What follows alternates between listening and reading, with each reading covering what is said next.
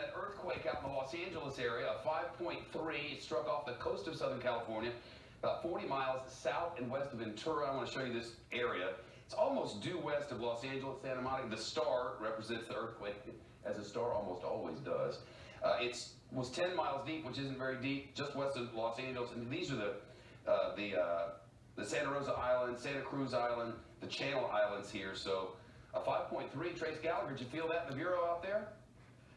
We felt it good, Shep. It lasted about maybe 10 seconds or so, and it felt like it was a pretty good earthquake. 5.0 is when they first came out of the USGS, and they just upgraded it to 5.3. And you talked about that map just there. If you drew a line and you went right off the coast of Malibu, that's kind of where it was. 9 miles deep. Yeah, as you said, not really deep, but not really shallow. I mean, the depth is important here because the deeper these things are, the more widespread they're felt, and the shallower they are, the more damage they tend to cause. So this one was felt not only here, we're just on the east side of Santa Monica, about 4 miles from the coast. We felt it pretty good here, but they also felt it in Long Beach and in Burbank. And Burbank, from where we are, is, you know, the better part of 25 miles away. So this thing was felt over a pretty good distance. We just contacted the LAPD. They're kind of going around checking for infrastructure damage right now. So far, there are no reports of any damage or any injuries at all.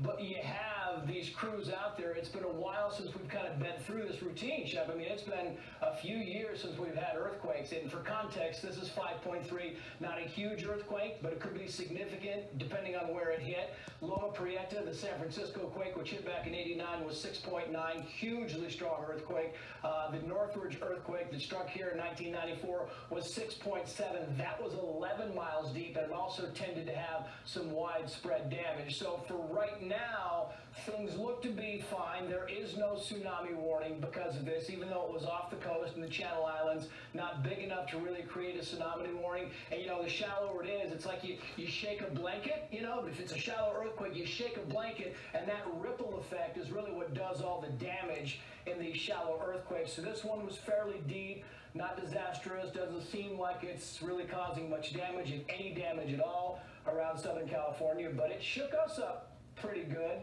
for about 10, 12 seconds. Shep. All right, Trace.